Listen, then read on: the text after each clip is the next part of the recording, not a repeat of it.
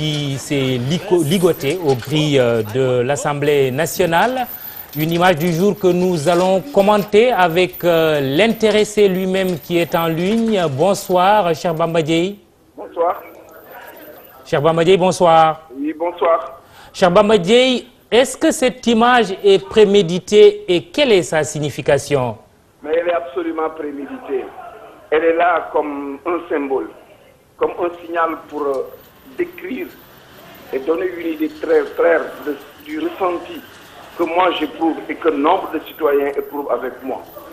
J'ai eu le sentiment qu'avec l'acte qui est posé aujourd'hui, avec l'examen en commission de ce projet de loi, que la démocratie sénégalaise est véritablement enchaînée. Et dans le lieu où elle devrait être libérée, dans le lieu qui devait être le relais efficace de la volonté des citoyens. Une assemblée qui est là pour régler, gérer et agir pour le compte des citoyens.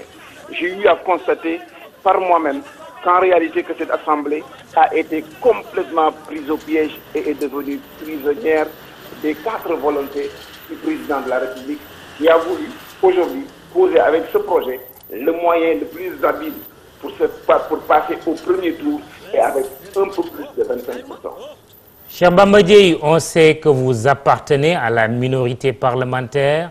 Qu'est-ce que vous pouvez faire ce soir face à une majorité écrasante qui entend voter ce projet de loi? Mais rien du tout, parce que nous savons que la messe est déjà dite à ce niveau. Et c'est la raison pour laquelle ce que nous pouvons faire, nous ne l'espérons pas et nous ne l'attendons pas à l'intérieur de l'hémicycle.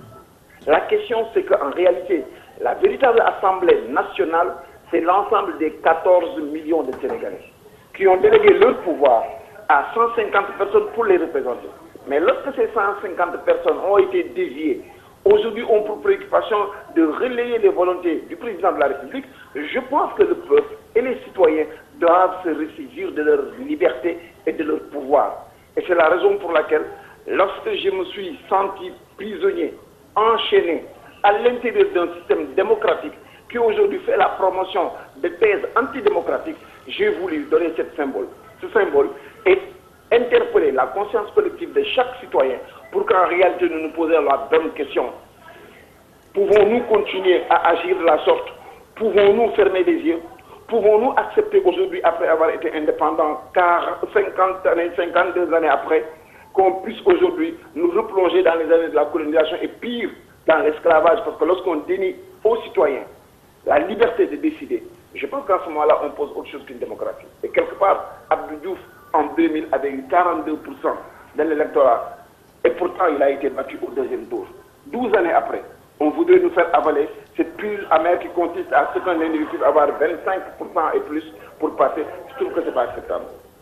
Merci, cher Bamba Dièye, député à l'Assemblée nationale. Nous avons sur ce plateau Mamadou Thiam, bonsoir. Bonsoir. Vous êtes chroniqueur et spécialiste de la communication politique. Barkaba, juste à ma gauche. Barka, bonsoir. Bonsoir.